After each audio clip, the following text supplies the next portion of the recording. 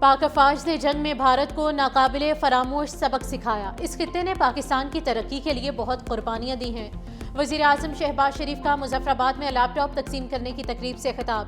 کہا ایک بھی لیپ ٹاپ میرٹ کے بغیر نہیں دیا۔ تانا دیا جاتا تھا کہ لیپ ٹاپ رشوت ہے۔ لیپ ٹاپ مشین نہیں، ایک وین ہے۔ کورونا کے دنوں میں بھی لیپ ٹاپ کے ذریعے تعلیم دی جا رہی تھی۔ بہت جلد مظفر آباد میں دانش یونیورسٹی قائم کی جائے گی۔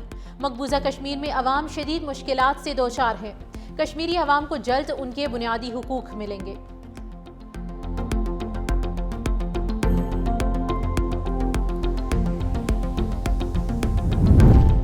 نجکاری سے سرمایہ کاری میں اضافہ ہوگا۔ نجکاری سے پی آئی اے کی عظمت آہستہ آہستہ بحال ہوگی۔ مشیر نجکاری محمد علی کی میڈیا سے گفتگو۔ کہا فیلڈ مارشل سمیت سب کی رہنمائی سے بولی کا مرحلہ مکمل ہوا۔ حکومت کا کام کاروبار کرنا نہیں۔ اب تک پی آئی اے کے 100 جہاز ہونے چاہیے تھے۔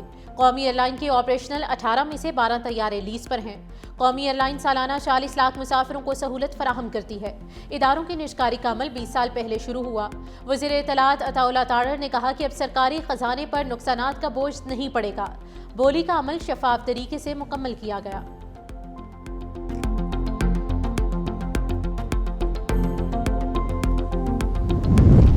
وزیر اعظم کہتے ہیں کہ صنعتوں کے لیے کم لاگت پر بجلی کی فراہمی اور گھریلو صارفین کے لیے سہولت حکومت کی اولین ترجیحات میں شامل ہے۔ وزیر اعظم شہباز شریف کی زیر صدارت توانائی پر کابینہ کی ضلع کمیٹی کی سفارشات پر جائزہ اجلاس۔ اجلاس میں وزیر اعظم کو بتایا گیا کہ قومی انرجی پلان کے لیے تمام وزارتوں سے ابتدائی مشاورت کے لیے کام جاری ہے۔ وزیر اعظم کی بجلی کی ترسیلی اداروں کی نجکاری کو جلد از جلد مکمل کرنے کی بھی ہدایت۔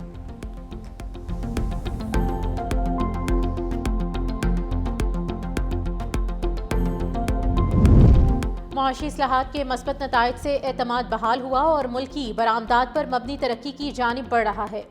امریکی اخبار یو ایس اے ٹوڈے کی خصوصی رپورٹ جاری۔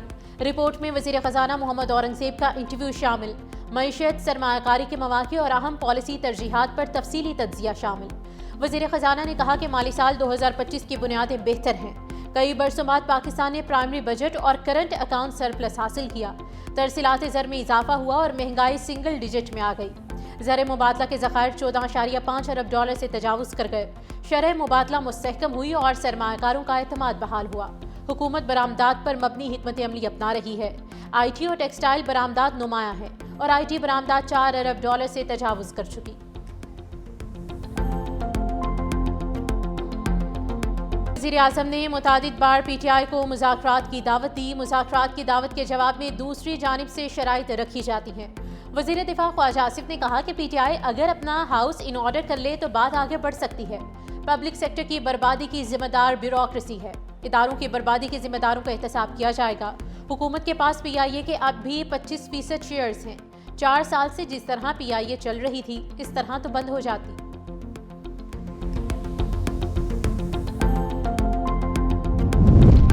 سیاست اور جمہوریت مذاکرات سے آگے بڑھتی ہے، ڈیڈ لاک سے نہیں۔ سیاسی جماعتوں کو مل بیٹھ کر مسائل پر بات کرنی چاہیے۔ وزیر اعظم کے مشیر رانا ثناء اللہ کی گفتگو۔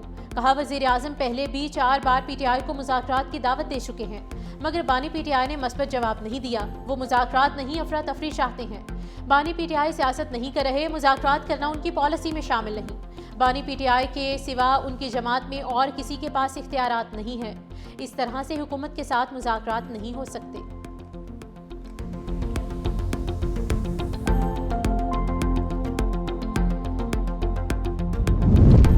صدر آصف علی زرداری کی کربلا میں روضہ حضرت حسین اور حضرت عباس پر حاضری۔ دونوں مقامات پر صدر نے فاتح خوانی کی اور نوافل ادا کیے۔ صدر زرداری نے حضرت حسین کی قربانی کو حق، عدل اور استقامت کی علامت قرار دیا۔ صدر زرداری کی امت مسلمہ کے امن، اتحاد اور سلامتی کے لیے دعا۔ صدر زرداری نے حضرت حسین کی تعلیمات کو حق، عدل اور انسانیت کے لیے رہنما قرار دیا۔ گورنر کربلا ڈاکٹر نصیف جاسم الخطابی بھی صدر مملکت کے ہمراہ تھے۔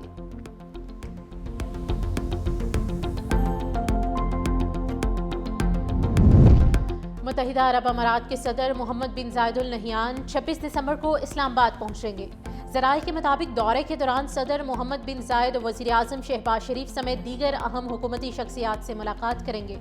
ملاقات میں 2 طرفہ تعلقات، اقتصادی اور تجارتی امور سمیت پاک یو اے ای تعلقات پر تبادلہ خیال ہوگا۔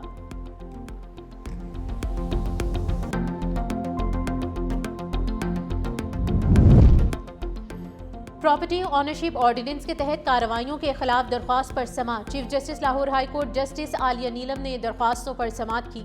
अदालत की दरख्वास्त फुल बेंच के सामने लगाने की हिदायत। Chief justice Lahore high court justice Alia नीलम ने रिमार्क्स दिए कि बगैर किसी ऑर्डर के ज़बानी तौर पर कब्जे कैसे दिलवाए जा रहे हैं। क्या अगर ये अदालत बगैर ऑर्डर के आपको कुछ कहे तो आप मान लेंगे? सरकारी वकील बताइए कि क्या ज़बानी अहकाम ट्राइब्यूनल ने जारी किए? तकरीबन 2.5 माह बाद आपने ट्राइब्यूनल्स का नोटिफिकेशन जारी किया है। अभी तक आपके ट्राइब्यूनल्स ने काम शुरू नहीं किया। क्या ये इख्तियारात से तजावुज़ नहीं है?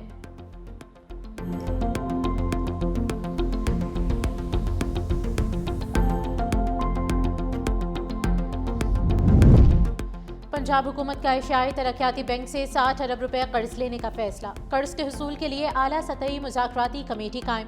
कर्ज सैलाब से मुतासरा इलाकों की बहाली के लिए लिया जाएगा। कर्ज की रकम मुतासरा अजला में सैलाबी खतरात कम करने और इंफ्रास्ट्रक्चर की बहाली पर इस्तेमाल होगी। पंजाब हुकूमत ने एशियाई तरक्याती बैंक से बाज़ाब्ता बातचीत की इजाज़त दे दी।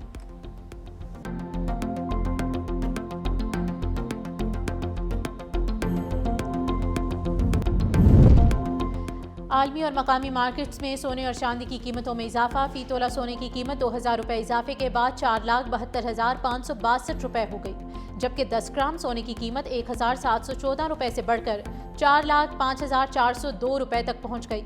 सोने की कीमत में एक साल में 2 लाख के करीब फी तोला इजाफा हुआ।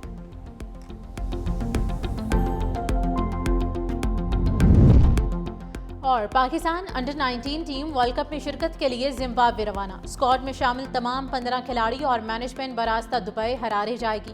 पाकिस्तान अंडर 19 टीम जिम्बाब्वे में 3 मुल्की सीरीज और ICC अंडर 19 वर्ल्ड कप में शिरकत करेगी।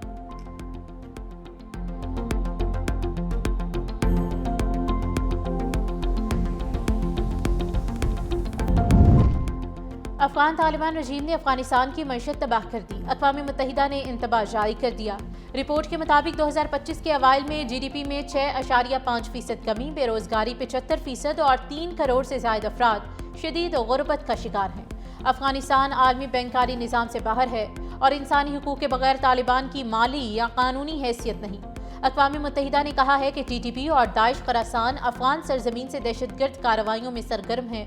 अक़वाम मुत्तहिदा की रिपोर्ट में पाकिस्तान का मौक़िफ़ दुरुस्त साबित हुआ। हिंदुत्व नजरिए के ज़रिए असर भारत अक़लियतों के लिए गैर महफूज रियासत बन चुका है। क्रिसमस मनाने पर इत्तेहा पसंदों की मसीही बरादरी को धमकियाँ। दिल्ली में बजरंग दल के शरपसंदों ने क्रिसमस के त्यौहार के दौरान मसीही ख़वातीन और बच्चों को हिरासा किया। माजी में भी मुख्तलिफ रियासतों में मसीही बरादरी खौफ व हरास में मुब्तला रही। आलमी जरीदे द डिप्लोमेट्स के मुताबिक भारत में मुस्लिम और मसीही बरादरी के खिलाफ इंतहा पसंदाना वाक़यात बढ़ चुके हैं।